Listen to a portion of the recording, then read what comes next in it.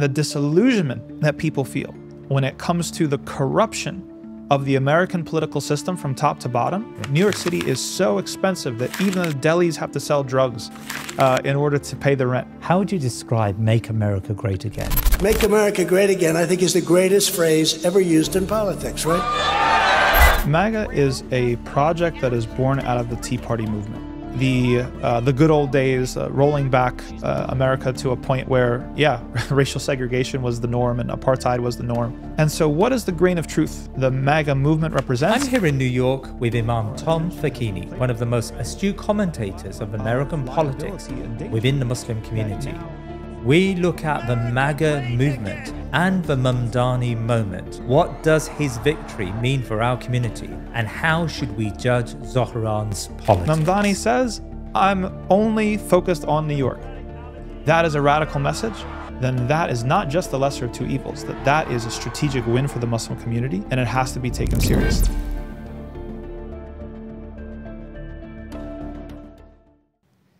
Imam Tom Facchine, assalamu alaikum wa rahmatullah, and welcome to the Thinking Muslim here in New York. Wa alaikum salam wa rahmatullah. It's a pleasure to be together anywhere in the world. Welcome to the United States. I think you're one of the few guests, in fact, the only guest now that's been to our London studio, our Istanbul studio, and now, inshallah, it's not quite a studio, but our New York setup. Okay. Alhamdulillah. I'll expect my award in the mail. Yeah, your award is another Thinking Muslim mug. Oh, subhanAllah. No, it's my honor. Well, look, Jazakallah khair for joining us. And I suppose the plan today is to really understand Trump's America. And I've been here for a couple of weeks, or a week and a bit. And I'm just getting a feel for the politics of his country and how people are responding. I mean, we're in the midst of a crisis over Iran and Israel. But some things have really struck me, in particular, MAGAism and Trumpism and what that really means. So I want to get to the details today and understand ideologically what does all of that mean for American society. But let's start with the immediate. We're here in New York, and we're meeting on the day of the primary election for Democratic mayor. So the Democratic mayoral candidates will be elected today. And Zohran Mamdani is tipped to be potentially the Democratic mayoral candidate. Now, how important is this contest, do you think? Bismillah, alhamdulillah, salatu rasulillah. Always an honor. We're ditching the Imam's hat today because we're only talking about politics. So the New York mayoral race is very important. It's the largest city in the United States. It has an extremely vibrant Muslim community of different, generations. We've got, indigenous African Americans. We've got, this is, Harlem is one of the epicenters of Malcolm X movement, and there's a lot of history and a lot of Muslim investment and tradition in the city. Obviously, culturally and otherwise, financially, New York City is, at the heart of America. The mayoral race is extremely significant, particularly because of what the race has become about. And I think that the race, as we've seen the competition mostly between Cuomo and Mamdani shape up, or at least get more focused, the race primarily is about two things. It's about affordability, which ties into the MAGA question, okay? We can't talk about America and political movements and ideological movements in America without talking about neoliberalism and the dominance of neoliberalism over the United States and the suffocating hold it has over U.S. economy and policy. Average, and we've talked about this on this platform before, the average American has not seen real wages increase in decades. The average American used to have the mythology of the American dream, which is supposed to be the selling point of coming here, of living here, of staying here, which is that anybody should be able to come here and subscribe to the Constitution and work hard, and you should be able to move up the ladder socially and have a lower middle class lifestyle. That dream has been obliterated. It's been dead. It's been dead for decades. New York is a microcosm of that. People cannot afford to live in New York City. New York City is so expensive that even the delis have to sell drugs in order to pay the rent. Yeah. And the people are leaving. There's flight. But there's another part of the story, which is not just the affordability, but the powerlessness that people feel and the disillusionment that people feel when it comes to the corruption of the American political system from top to bottom, right, that makes people, in some cases, turn to drug use, and other people, any sort of escape, Netflix, whatever, or worse than that, okay? This is all tied together because the crisis of affordability, the loss of, degrees, university degrees are now useless, in large part. You can get a PhD and you can make less than an electrician. Yeah. Our education system is a joke, okay? The types of debt that people are coming out, if they just have a bachelor's, they're coming out with tens of thousands of dollars in debt that straddles them for their entire lives. Like any healthcare, anything that has to do with just good governance and people's ability to have a decent quality of life or standard of living, and it is tanked. At the same time, what have the politicians been putting money into? Yeah. Israel, into the NYPD, into not just the NYPD, but the NYPD, again, as a symbol of bloated police regimes that terrorize the citizens of the city itself, especially when they try to exercise their First Amendment rights, that they are spied on. They are treated like criminals. People, it's a little bit hackneyed to say, but they talk about police state, and especially in a place like New York City, it feels like a police state sometimes. And you could even maybe get away with a police state if you could afford rent, if rent wasn't half to 2/3 of your income. But when the city is so unaffordable and corruption is so rampant and people see that there's all of these that, Israel has healthcare, Israel has free university, Israel has state-of-the-art weapons, how many billions of dollars are spent, how many billions of dollars are sent, what are the numbers that are coming in and out of the campaigns? People are fed up. But people have been fed up for a long time. The layer of paying attention to Israel and that connection is somewhat new, and we'll talk about that, I think, in some of the other questions that you have. But people have been fed up with the corruption in U.S. politics for a long time. What hasn't happened in a long time is people being able to believe in the system changing, or at least being able to get some change, to get some handle, some control, some vector of expression, of grievance that will be taken seriously. And that is the significance of Mamdani's candidacy for mayoral election. Everybody else in that race is a cynical candidate, a candidate that represents cynicism.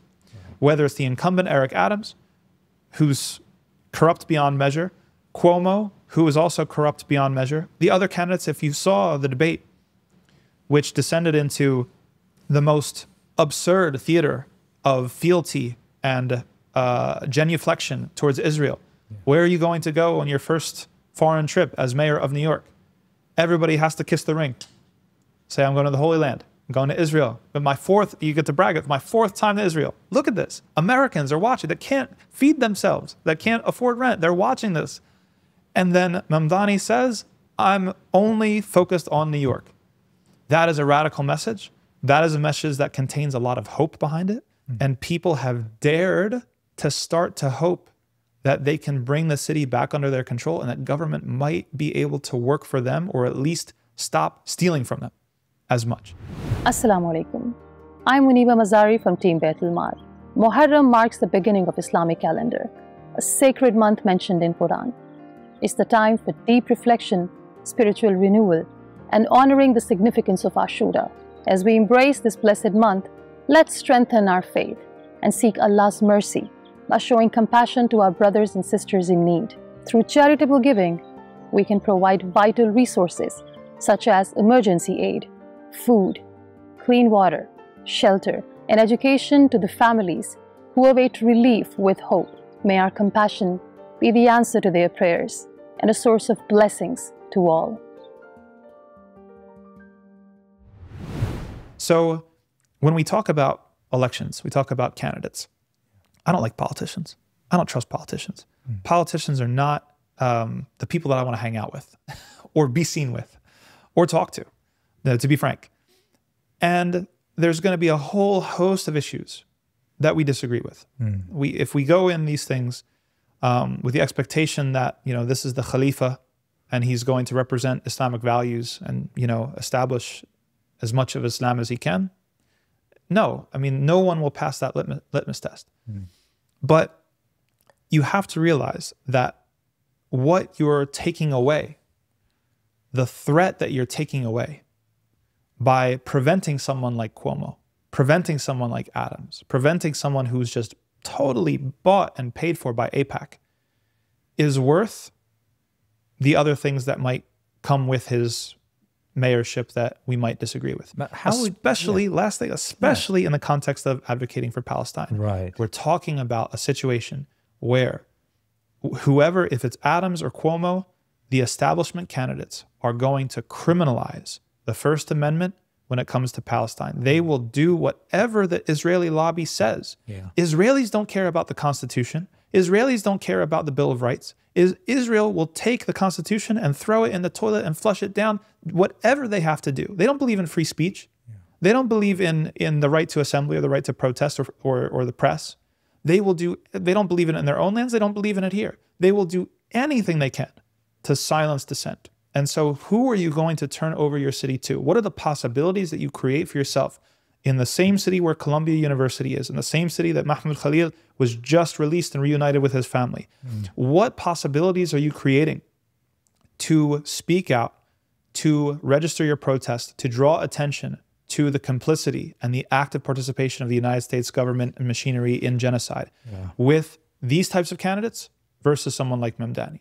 Just that ability, the opportunity that creates alone, in my opinion, is worth having him there to prevent other people from being in that same seat. So in a sense, I mean, your answer, it is, you are balancing the evils here. You're, in effect, you've concluded that Mamdani is the lesser of the two evils, or at least Mamdani is a better candidate. Maybe we can't even say he's an evil, but he's a better candidate. I would even caution, because unfortunately we have totally abused this idea of lesser of two evils. And so I try to eschew that language as much as possible, especially because it's not enough to be the lesser of two evils. That's not sufficient. You need to have some indication that opportunities will be created and that certain threats will be neutralized and off the table. You can have a situation of lesser of two evils and those things aren't there. In that case, you can take your lesser of two evils and you can go whatever. It doesn't matter anything. But in a situation in which the threat of criminalizing the Muslim community and spying on the Muslim community and just having the city level government in the pocket of AIPAC, if that is taken off the table, then that is not just the lesser of two evils, that is a strategic win for the Muslim community and it has to be taken seriously. And Mamdani, to his credit, and we're not praising anyone beyond their station. There's a ton of things that we're going to disagree about, but to his credit, has been pretty good on Palestine. He has indicated sacrifice and he has indicated principle. He spoke out. Well, he had a very, very public, outburst where he spoke out in very strong words against the criminalization of dissent and the use of ICE against New Yorkers, and the ability to protest against the genocide. So he himself, it's not even somebody who is telling us with their words that they will protect protesters who are going to call attention to the genocide. It's somebody who, as a mayoral candidate that could have taken a safer route, decided to do that himself. It shows a propensity to sacrifice for principles in a way that I think is encouraging. Is it, we have to temper expectations, but I think is encouraging enough that this particular race, hey, listen, the other races for the mayor of New York previously, I wouldn't even pay attention to. They're all evil. They're all in the pocket of AIPAC. No one cracks that threshold to be like, wow, this person's actually worth supporting because it's going to actually be a strategic win for the Muslim community and take major threats off the table. But I believe that with his particular candidacy, that is the case, that that having him there in office will take certain threats completely off the table that are very important and strategic to the Muslim community. Imam Tom, there is an argument that we get presented with on very many occasions, which is, fine, even the candidate may be good on one or two issues. They may be good on Palestine, but the system is far more powerful, and the system can influence that candidate and bring them into line. I mean, we've got examples of Muslim politicians in the UK who may have who may have started as one particular politician who only 5 years prior to becoming the Labour MP was demonstrating at a supermarket for Gaza, right? Demonstrating against the goods that supermarket was selling, right? So, this was a very righteous person who then joins the Labour Party, who becomes a senior politician, and within time forgets about Israel and forgets about Gaza. How do we prevent these candidates from being consumed by the very system that they may have problems with? Absolutely. I mean, there's three things I think to look for. One of them is votes. The second is money. And the third is, what is that person's relationship to the party in general? Yeah. Okay. When it comes to votes and money, who funds you runs you. That's the reality, especially in the United States, where we have a pay-to-play system and the campaign donations are wild. Encouraging is when a candidate like a Bernie Sanders or a Mamdani comes along and the average donation to their campaign is $80, $27 in the case of Bernie Sanders. That demonstrates a lack of being controlled by big money interests, at least by degree. Yeah. And essentially, as a pay-to-play system, we have to realize that as Muslims, we can just as easily play the game and put money into the pot, and then the politician is accountable to us as well. And the same goes for votes, right? And if the two conflict, then votes actually win out over money, which a lot of people aren't aware of. That more important, politicians want to stay in their seats, or they have ideas of having a career and raising up the ranks. They need votes. If you can deliver votes, and if you can deliver donations, they are accountable to you. The mistake that we've made up until now is that we have related to politics and politicians in a purely identitarian way. Yeah. So we see someone and we say, oh, this person's from our community. Right. That's our identity. They check the box. It's like of course, fake. They're going to be loyal to us. No, they're not going to be loyal to you. Yeah. They're going to be loyal to whoever pays their campaign. Yeah. Right. So we have to be a little bit more Machiavellian. We have to be a little bit more realpolitik with how we interact with politics. Yeah. These people are not. We're not going to be going to Washington making moral appeals. Please, Mr. Senator, do the right thing. No, it's got to be, I've got so many votes and I can control so much money. And if you do what I say, or if you stop doing this, then you're going to get this in return. Yeah. That's the game. And we've seen it work with other, the Zionist lobby is made up of less people than the Muslim community. Yeah. Right? As a community, we have just as much money. Don't let anybody tell you different. It's really just about organization. And now, we're not willing to do everything that they're doing, but the general attitude of how politics works has to shift. We want almost like a consumerist idea of politics where we see someone coming down, we relate, we have an affinity, or and we think that we'll be express loyalty and that person will then do us favors. That's not how it's ever going to work. Yeah. It has to be just about votes and money. And the last thing, which is important, is sometimes you see people like Mamdani, and it's less common the higher you go. Yeah. So at the city level, it's common to find someone, they have to run on the Democratic ticket because you're forced to run on a ticket, especially in a closed primary state. But you'll find people that aren't aligned with the parties, that they're kind of a black sheep, so to speak, within the party itself. And the establishment within the party is sort of like sitting on the fence trying to see, is there anybody else that we can really, do we have to go with this guy? And then if there's a popular enough movement that they're essentially compelled to support this person, that is a positive indication, right? If somebody is going to be supported by Debbie Wasserman Schultz and the Clintons, I'm saying red flag. Like, this is someone who is probably compromised to the core. But if somebody is an outsider and they have a more tense relationship with, with the party heads and figures and stuff like that, then that is an indication of a possibility. It's not a guarantee, but it's an opportunity and a possibility. I mean, you were pilloried in the election campaign for supporting the sort of abandon Harris and abandon Biden campaign.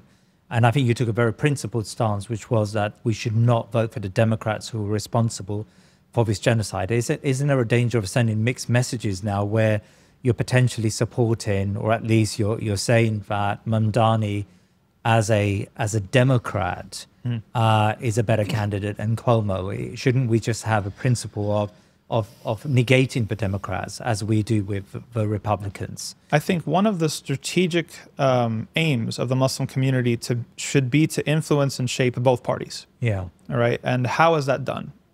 In certain places like New York City, it's going to be the Democratic Party. It's not going to be the Republican Party. So really, 9 times out of 10, it's the Democratic Party primary that is going to really determine who's going to win. Yeah. That leaves you with very little room to maneuver. That determines the arena of the battlefield that you have to fight. Isn't the current mayor Adams standing as an independent in the next election? He is, but he's not expected to really win, right? So he's been so corrupt, and so his stock is down. In fact, he was only slightly rehabilitated by Trump, like sort of at the end. He was really, really taking major hits. Yeah. But most people aren't giving him a serious shot. Many people are saying this is really between Cuomo and Mamdani. Right. So you have to understand what is the arena and what is, like, for example, we ran the numbers in our area in Pennsylvania, in Allentown. And at the city level, it's actually a swing district when it comes to federal politics and even the state politics. But at the local level, the Democratic Party runs everything. So that happens to be the arena in which you have to fight. Now, what you want to do is you want to determine the course and the shape of where that party is headed on particular issues.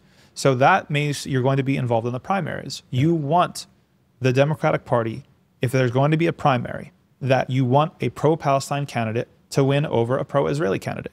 It's that simple. Now, if you get to the point where, let's say we have a primary and the pro-Israeli candidate won, then that triggers the general election. Now you punish because they didn't get the lesson. Yeah. Right? So it's not necessarily against principle. It's about how are we steering? And we have to be able to steer both. And again, this is how the Israeli lobby works. They play both. They participate heavily in Republican primaries and also in Democratic primaries as well.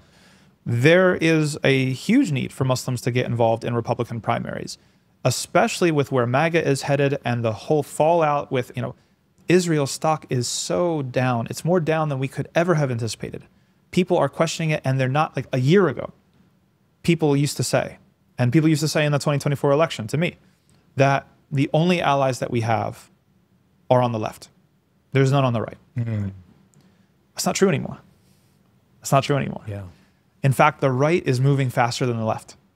Where it goes, nobody can, say for sure, but we have to participate in shaping where it goes. So in effect, you are saying that the Muslim community here have to constantly be perpetually non-aligned. Yes. They should sort of have a democratic alliance, a permanent democratic or a permanent republic. I mean, isn't that a shift in many ways? You're calling for quite a strong, quite an important shift in Muslim attitudes towards a political process. Very much so. And, I'm actually writing a paper that I'm going to present at the American Muslim Jurists Association in August, framing political engagement and social activism within Sharia frameworks and discourse. And one of the things that came about is studying the Constitution and studying the way that the political system is set up in the United States. The Constitution is plastic, okay? The Constitution was meant to be reinterpreted constantly. The way that the American political system is set up, if you don't participate, you're done for, right? You have to have sustained, focused, strategic participation. It demands a high level of awareness, attention, and participation. If you don't, your enemies are going to hold all of the keys and levers to interpreting the Constitution, what's going to determine the scope in which you have to act and advocate for your things, right? And we see this across the board on First Amendment issues, on other types of issues. It's being litigated and adjudicated right in front of our eyes. So it is a system that absolutely demands participation and strategic participation. So we absolutely have to be non-aligned. We can't be. There are no permanent alliances. Even in fiqh, there's no permanent alliances. There's hudna, right? There are ceasefires. It has to come back to your principles and to your strategy. Yeah. And it's not strategic to be married to one particular party or the other. In fact, that's what Muslims have largely done for quite a while, and it hasn't really demonstrated a lot of benefits, in my opinion. You're an imam, and I need to ask you then about the sort of fiqhi underpinning of this type of political activism, because of course, even with someone like Mamdani, Mamdani is very strong on Palestine, and I think you've said that he has suffered as a result of his very principled stance on Palestine Israel. But at the same time, he may hold socially liberal views, and the Muslim community, until Gaza came along, were very exercised about how these democratic states in particular, these blue states, were imposing a sort of social order upon them and their families. So, how do we weigh up the importance of foreign policy in this case, Palestine, and the social liberal front? Because some would say that if you end up supporting Muslim candidates who support socially problematic positions, then we're making the same mistake that we made previously by opening the doors up for our young Muslims to be corrupted. Absolutely, and there's very, very important concerns that are embedded with that critique. But one thing that my paper goes into are two indigenous tools to the scholarly tradition that I think are very, very important for political engagement. One of them is the qawaid fiqhiyya, so the principles of fiqh. And one of the principles of fiqh that the scholars have distilled from looking at fiqh as a whole, the structure of fiqh as a whole, is that averting threats takes priority over obtaining benefits. Right. Okay. Now, this is key because what I see with much Muslim political engagement is that there's a lack of prioritization. Okay. That we have many issues that we have concerns about. We have an interest on foreign policy. We have an issue, and even foreign policy is not one thing, right? There's the extermination of our brothers and sisters, genocide going on right now in Gaza. And then there's other things like relations with Europe or relations with other places. So even that, there's room for nuance on that. Yeah. Healthcare and jobs and economy and First Amendment rights, all different things. I have seen few people making a coherent prioritization between all of these issues. So the qaida fiqhiyya, which is that threats are much more important to avert than any particular benefit that can be accrued, I think is important to how we suss out and prioritize. The second tool that we should be relying on is the maqasid al-sharia, not in the reformist progressive way that most people unfortunately abuse the maqasid, but in the sense that the maqasid presents a hierarchy of prioritization, right? You have the 5 maqasid, and you also have levels of threat, that not every threat is the same. So these maqasid are life and property. Yes, life and money and, or we should say wealth, would be a better translation. And, some are maybe more or less applicable, like al-buda'. We wouldn't necessarily, well, we could put that in there. I'll leave that untranslated. Deen, of course, it's all there. But there's levels almost more important than the actual 5 maqasid of the Sharia, are the levels of threat that we can discern. There are certain things that are threats at the level of the dururiyat. That means that the bare level essential, the actual existence of the thing in and of itself is under threat.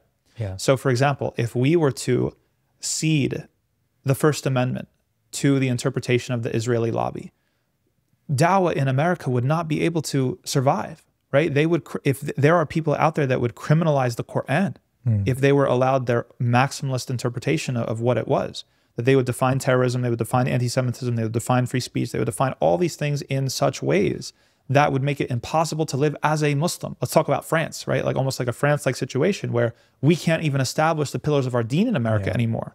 And then now you're talking about a hijra conversation. When do you make hijra and when do you not? So that's a level of threat to deen, which is one of the 5 maqasid that is at the dururiyat level, that is at a existential level. And then there are levels that are beneath that, right? The hajat level, like the needs, the things that are very important pillars of that maqsad or of that objective.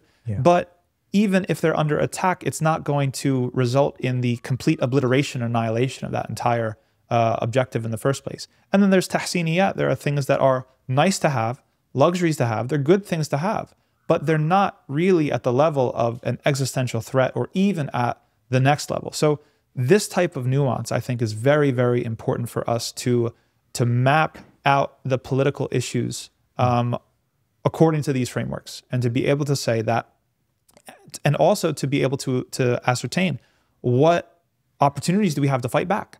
Okay, so if we get Mamdani, for example, let's say that Mamdani is pro-LGBTQ in a certain way, but he's also pro-good governance. That means that he is committed to certain process points of community input. That gives us a window to fight, rather than somebody who is, they're so pro-LGBTQ and this is the only mandate and there's no opting out and there's no anything that you can do, besides it. And then if we have to weigh that compared to, again, First Amendment, Israeli lobby, the ability to protest and speak out about Palestine and Israel, then we would say, okay, well, we'll avert this threat, which is an existential threat. And we realize that there is a threat, maybe at the level of hajat or something that's here, but we have a clear opportunity to also push back against that threat, even within this. Then we can run the numbers and say, we think it's worth it. Is it risk-free? No. Guess what? This is life. Nothing is risk-free, right? But we can at least say we made the calculations make sense, and this makes sense as a political investment and an investment for the community, and we're ready for the fight in this other area. And that's the key part. And that's why, unfortunately, a lot of people who resort to just lesser of two evils, they've got no day after plan. It's just you vote for the lesser of two evils and you walk away and fall asleep for 4 years. That's not how the American political system works.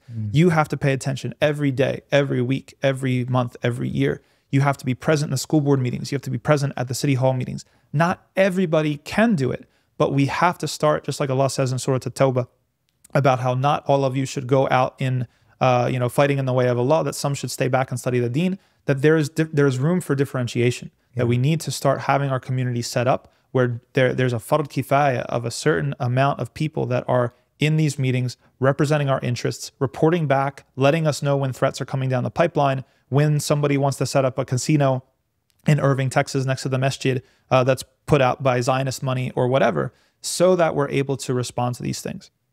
Yeah, how joined up are the Muslim community when it comes to, or is the Muslim community when it comes to this sort of way of thinking about politics? I mean, I did attend a gathering of brothers and sisters in New York, in New Jersey, in fact, last week, and I was, alhamdulillah, it was really wonderful to see just how organized some communities are and how they're thinking about the micro level politics and as you said, the school boards and the sort of municipality elections, and thinking about how to navigate the different personalities and groups and parties within that space. But I wonder whether the Muslim community as a whole has thought about that level of organization.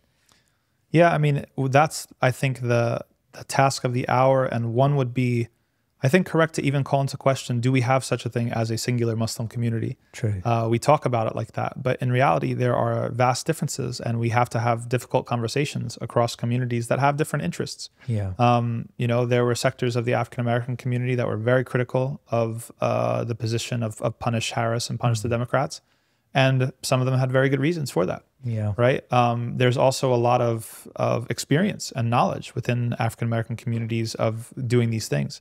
So we need to make the community, which is part of the work of infrastructure and coordination, that is the phase that we're in right now, where there is disparity. There are some communities that are smashing it, that are doing amazing, and there are some communities that are really not even paying attention to it at all. Yeah. And right now we're in the process of trying to learn and coordinate and get on the same page and also have dialogue. I think that this is much more important than dialoguing with people outside of the community. I think that we have leaned so far into interfaith and showing up to this and showing up to that, but we haven't really taken the time to attend to the home team. In my estimation, that if we're able to bridge these gaps and get on the same page and learn from one another and form a coherent strategy, or at least even principles, and even if we disagree on some things, that we can start talking about a Muslim American community, and we can start moving together as a Muslim American community. Now, I want to understand Donald Trump and his base, and I think that's a really interesting phenomenon to understand. I mean, I've probably come to the wrong city to do that, but I know Staten Island, right? You can go to Staten Island. I know that you've looked at Donald Trump. You've looked at his philosophy. Actually, what do we call MAGA? What do we call this sort of? I've called it MAGAism. I'm not even sure if that's a term that's used it. Like, is it a philosophy? Is it an ideology? Is it a project? How would you describe Make America Great Again? MAGA is a project that is born out of the Tea Party movement. You can't, again, this comes back to our first thing. You can't understand the trends in American politics if you don't understand the vice grip that the average American is in by neoliberalism. This is a very different country than the 50s and the 60s when this was the world leader in industry and average person, my father could have a working class job and take care of the family and buy a house. That America is a memory. It's gone. Across the West. Yes, exactly. Why is it gone? It's gone because society has moved in a way where the government and the corporations have worked in cahoots, and there's a legal dimension to it, and there's also a capitalist dimension to it, where they have removed the fetters and the guardrails so that both the government through its taxation and also through the corporations and prices and the cost of living and also commodification have squeezed and squeezed and squeezed and squeezed everybody to the point where people are lonelier than ever, their families are falling apart, birth rates are down, divorces are way up, people are addicted to opioids, things are not good. In the 90s, right, some of the political trends that came out of the 90s, like the third way Democrats. Okay, the third way Democrats, which was started by Clinton, was a radical departure, or a somewhat radical departure for the Democrats that basically said, you know what, we're going to try to be like the Republicans. It closed the gap very much, and it actually brought, with NAFTA being signed and all of what happened during the Clinton era, this formed a type of consensus. A type of consensus around a neoliberal politics and even a certain type of interventionism abroad.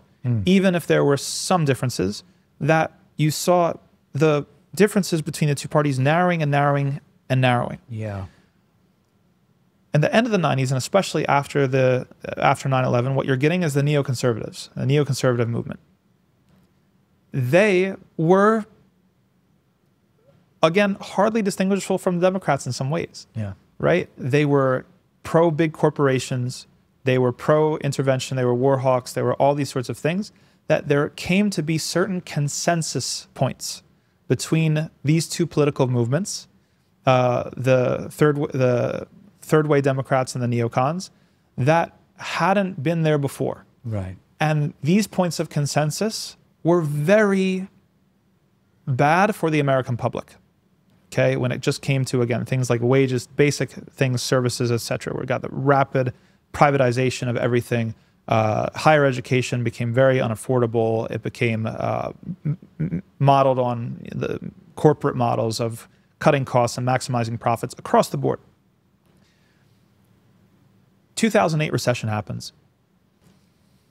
There start to be political shockwaves and responses to the consensus. The consensus starts to crack. People are starting to become aware that the consensus is not good for the American people.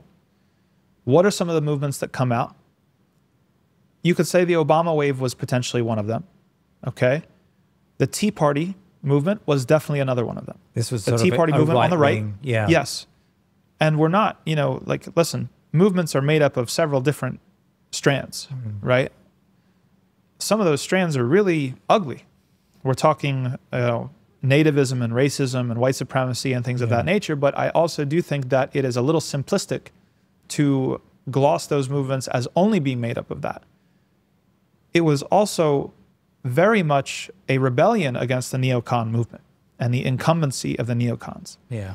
So the Republican Party was actually dramatically changed by the Tea Party movement. Around the same time, just as the Democratic Party for a little bit, it looked like it was about to be changed by Obama. It ended up not being changed by Obama. It really looked like it was about to be changed by Bernie Sanders. And then the Democratic Party sabotaged Bernie Sanders because of what he represented, which was going to be somewhat of a radical change for the party. Debbie Wasserman Schultz and all the things that they pulled in order to make sure that Bernie couldn't actually succeed within the Democratic Party. Yeah. So then social media happens. Now you've got the democratization of media. You've got people getting their news from different sources. You've got people putting pieces together that they hadn't been able to put together before because they're not going to make CNN or Fox News. Yeah. This is how you understand the rise of the MAGA movement. That the same sense of the rebellion against the neoconservative incumbency, which, by the way, the neocons are still there. We've seen recently with Iran, right? The neocons are still there, but their stock is down and their time seems limited. You know, there was a time when I remember John McCain singing "Bomb, Bomb, Bomb, Bomb, Bomb, Iran," and that was like a consensus point. Look at how far the right has shifted since then. Yeah. Right. So this is not to paint it as with rose-tinted glasses. There's a lot of problems with these movements, and these movements they grasp at certain ideologies or symbols that are completely misinformed and misguided, and some of them extremely problematic, such as the nativism, the anti-immigrant sentiment, the good old days, rolling back America to a point where, racial segregation was the norm and apartheid was the norm. All problematic things. But I believe, as an axiom, that when a lot of people are moved by something, there's usually a grain of truth in it. Right. And so what is the grain of truth that the MAGA movement represents? It is a tremendous rebellion against the neoconservative domination and the perception, which is correct, that American politics are corrupt and they do not represent the American people. Yeah. Trump was able to exploit that movement and that sentiment for his own political career. Is he a true believer in making America great again, everything that represents? I don't think so.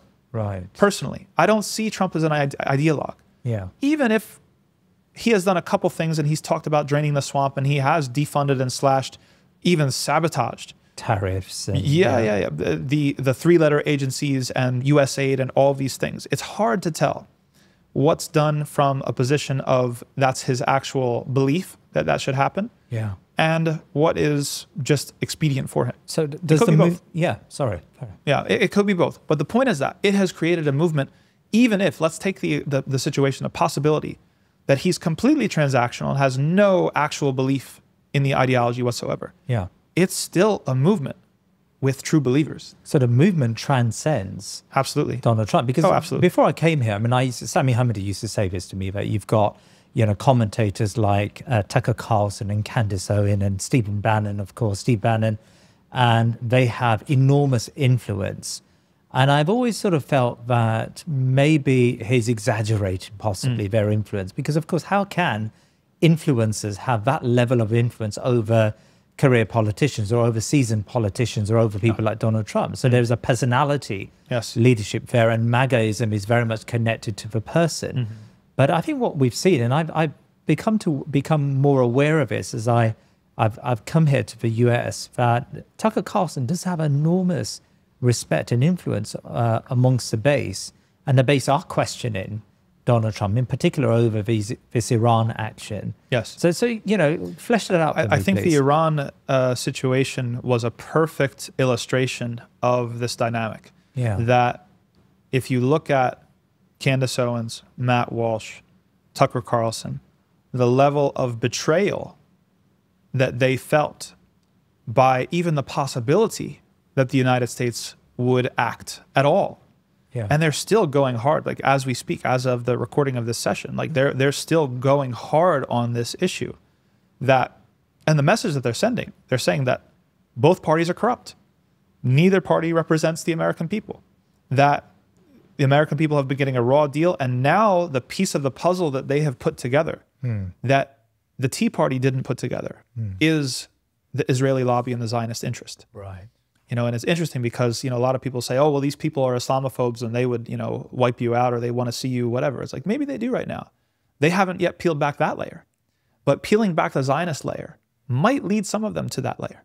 Because if they start to sniff the way that the Zionist movement and the Israeli lobby has deliberately participated in the smearing of Islam and Muslims, it's not too hard to imagine that layer being peeled back as well. So we see that it's bidirectional, that they both represent the feelings of a lot of people, Yeah. and they do exert a lot of influence. We've never seen a situation like this where Israel is under such scrutiny and people are fed up with the free ride that Israel has been given from the United States bipartisan consensus for decades and decades and decades. This is a revolt. And Trump, just based off of his personality, is somebody who is sensitive enough, I think, to his ego and his legacy that he actually can be steered by some of these things. How much and against all of the other influences that he's under, who knows? Yeah. But the fact that the movement that he has become the figurehead of now is developing its own politics that has a mechanism to actually perhaps hold accountable, certainly identify betrayal to the ethos of that movement. That is something that's a positive development. We've never seen this happen at this scale or on the right. And because the right has traditionally been the home of the most ardent evangelical, look at what Tucker Carlson did to Ted Cruz. Yeah. Ted Cruz represents that older generation of neocons that used to be, it was a consensus. You can, the Lindsey Grahams and the Randy Fines, this is the old style. But look at how much their stock is down, how exposed they've been, and how many people are turning against them. It really makes you wonder what the political scene will be like in 5 years from now. Yeah, I mean, I want to focus in on that Tucker Carlson interview in particular, and just how far he went on Israel, because it just seems to me, and again, maybe I haven't followed it closely enough, but he was going further than most on the right, or most on the MAGA right, where he was questioning whether the US state, whether the administration should be actually funding the Israelis and should be giving this blank check to Israel, and whether, what's happening in Gaza is a direct response to the way in which the American state treats Israel with complete impunity and gives it a free leash to do whatever it wants. Talk to that. Why is it that Israel has become now so contentious amongst these people? Part of it is the democratization of media and the timing. The live streaming of genocide is something that is completely, again, unprecedented. The democratization of media has given people a window into a moral quandary. Everybody is tested by the moment in which we live. That if you are anyone with a shred of morality or a shred of ascription to a religious tradition, this is probably maybe the major spiritual test of your life. Okay, but Imam Tom, you would say, we would think that the Democrats, right, who've got this sort of liberal moralism about them, the Democrats will be far more alert to just the horrible nature of this genocide. But it's not the genocide. It's not the Democrats, by and large. Even people like AOC are completely deaf to. This is what Malcolm X tried to tell us, right? When he told us that you would rather have the wolf that's snarling at you to your face than the fox that smiles at you and stabs you in the back. He's talking about the liberals. He's talking about the liberals. When the conservative bigot speaks from a place of hatred against Islam, that is usually a sincerely held belief, even if it's profoundly misguided. Whereas when the liberals smile in our faces and then seek to subvert our community, pursue many of the same policies as the neocons, surveil us, criminalize us, limit our ability to say that we're all pro this group or pro that group, that we're all terrorists, and that we, etc., are funded by some foreign government. These are Democrats that are doing it, right? So they're certainly not more principled and certainly not more moral. And I don't want to be misunderstood here. I'm not a person. There are some Muslims who say, well, our natural allies are on the right, or they're more. No, I don't necessarily believe in that sort of bifurcated thinking. Right. I'm just looking at opportunities. I believe that both sides need to be pushed in ways that are advantageous to the Muslim community, and it's a detriment to our community to look at one side and not the other. That it used to be that if you were going to even think about dealing with or talking with or reaching out to someone on the right, that you were like persona non grata, you were someone that's beyond the pale. Now we need Muslims on Candace Owens. We need a decent Muslim to go on Candace Owens' show or Tucker Carlson's show and represent Islam. Candace has not had a decent Muslim interlocutor, and she has proven herself to be a somewhat thoughtful and critical person, certainly a person with a moral streak to her that's willing to change over time. Yeah. But I would say even, your initial comment that Tucker Carlson seems further than most, he's not. Matt Walsh and Candace Owens, and people are going to say in the comments, oh my gosh, Tucker Carlson denies the Bosnian genocide and Matt Walsh says this, but he hates Islam. Yeah, okay, granted. But we're focusing on one particular issue here, and it is a structural issue, and it is an issue that is an existential threat, because you have to address the entire influence of the Israeli lobby and the Israeli influence on American politics, the hijacking of our academic institutions and our legal and our political institutions in order to serve a foreign nation, which criminalizes even basic Islamic tenets here, right? That this is something that is of particular acute significance and threat to us. Yeah. The fact that Matt Walsh will go on Tucker Carlson and say that Israel doesn't even really exist right now, that any nation that is propped up by the United States is not a real nation. The fact that Candace Owens says that, that she will not bend to evil and she will not bend to the Israeli lobby, and that, the level of critique, we could not imagine this. We could not imagine 5 years ago or even 3 years ago that people would be seriously debating whether Israel should have happened or not. So why did you say earlier on that our natural home, because from all of what you say there, I mean, the Democrats are hypocritical and they treat us with disdain culturally and ideologically, and they think of the Muslim community in a very negative way. So why can't we then, see our natural political home on the right? Because there's several things. So the right in the United States is contaminated with a lot of things that Islam is fundamentally against. It's contaminated with racism. It's contaminated with white supremacy. It's contaminated with a capitalistic mythology that we don't entirely subscribe to very much at all. And a nativism, that is against our ethos. And we could go down, there's an anti-immigrant sentiment and lots of things that we could talk about. But more important than that, maybe even like primary before all of those considerations, is that I reject the idea that we have to hitch our wagon to one or the other in the first place. I don't think that's smart politics. Right. When it comes to how we are engaging, we're not looking for the people who are most similar to us in order to ride on their coattails to get what we want. We're actually just treating things on a case-by-case basis. What are the opportunities of the moment? Right now, for example, the First Amendment is undergoing a reinterpretation in the U.S. legal system. The First Amendment has a couple clauses to it. One of the clauses is called the Establishment Clause, which is that there is not going to be an established church. Yeah. Okay, so it limits the government support for any religion, okay, in a structural way. There's also the Free Practice Clause, which is that everybody has the right to practice their religion fully without state interference. Yeah. And there are points at which these two clauses come into tension. And historically, up until recently, the Establishment Clause has had priority over the Free Exercise Clause. Yeah. That you could not say that, well, this is the free exercise of my religion. If it violated the Establishment Clause, it doesn't matter if it's part of your free exercise. It has to bow to secularism. Yes. We're starting to see a shift. We're starting to see a shift towards the Free Exercise Clause. Someone could say, oh my gosh, but this is the far right. This is the Christian nationalists. This is whatever. They're not our friends. They're not our enemies. They don't like Islam. All of that might be true, but they might be opening a door that creates a very important opportunity for us.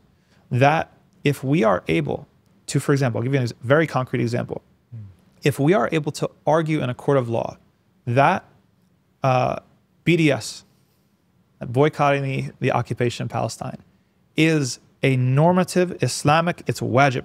It is an obligation. That just like an obligation to wear hijab, just like an obligation to pray 5 times a day, boycotting Israel is a unambiguous Muslim Islamic duty.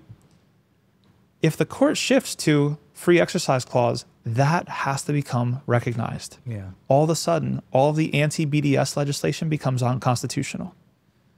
This is a possibility, a very real scenario that could play out.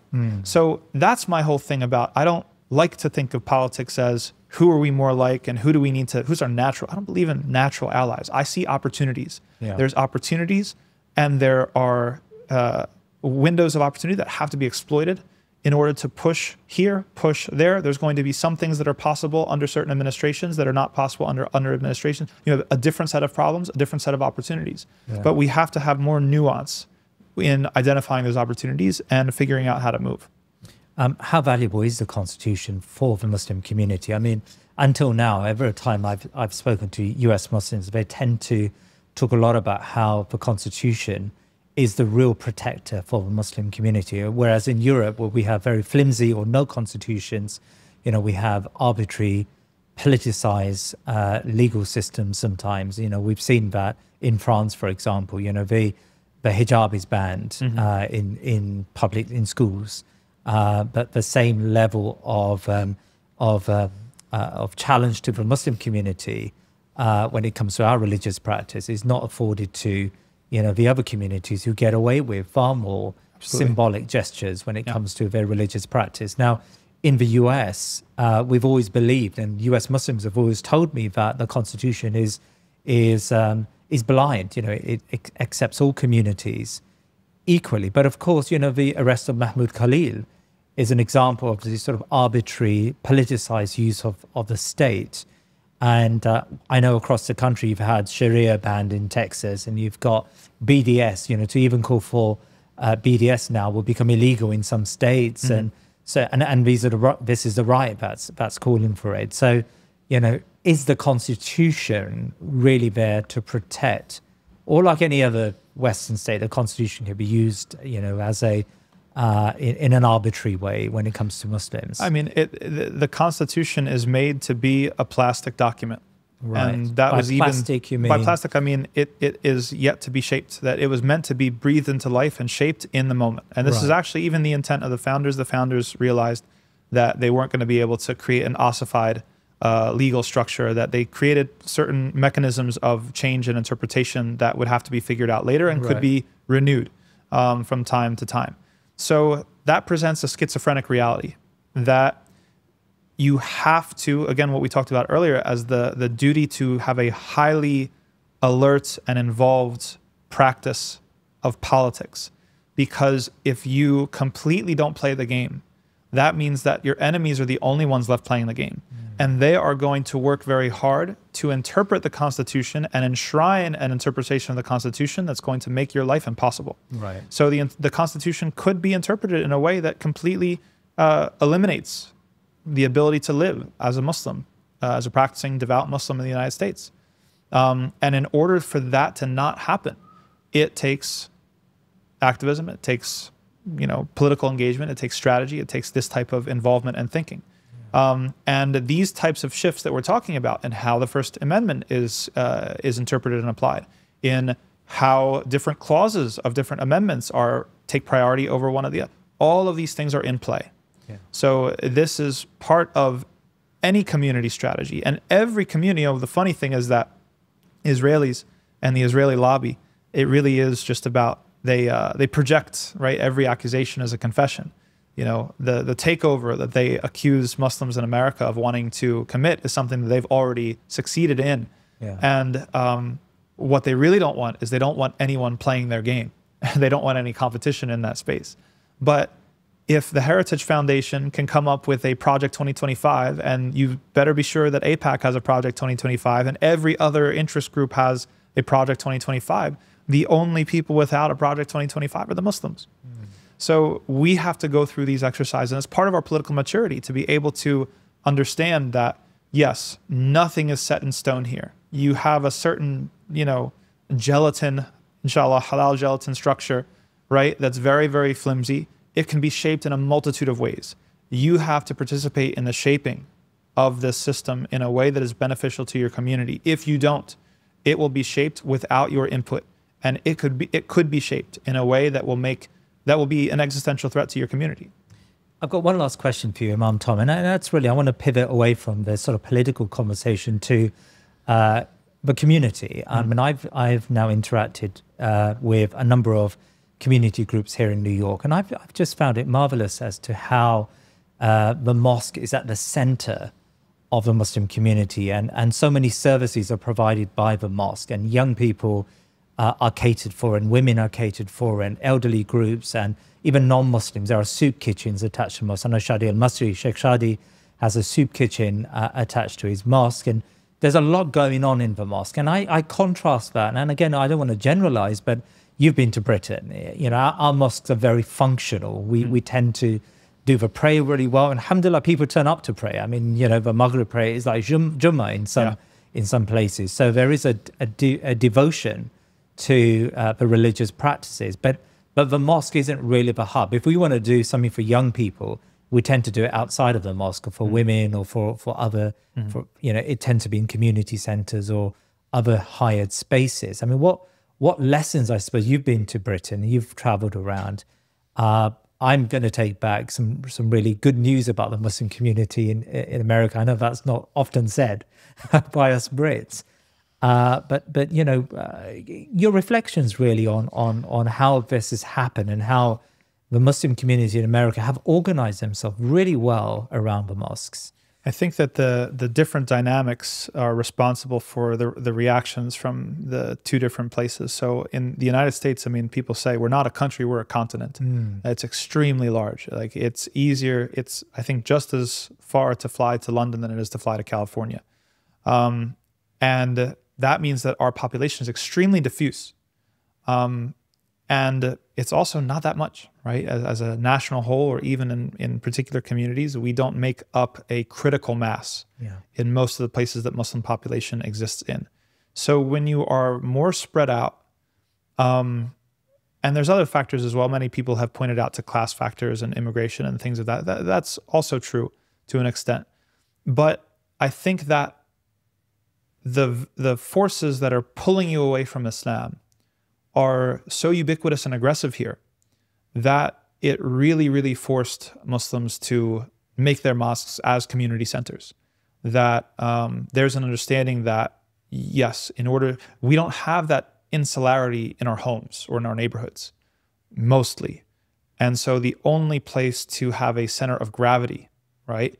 You can afford to treat the mosque as just a place of prayer if your center of gravity for keeping people acculturated into the faith is the home or extended relatives or whatever.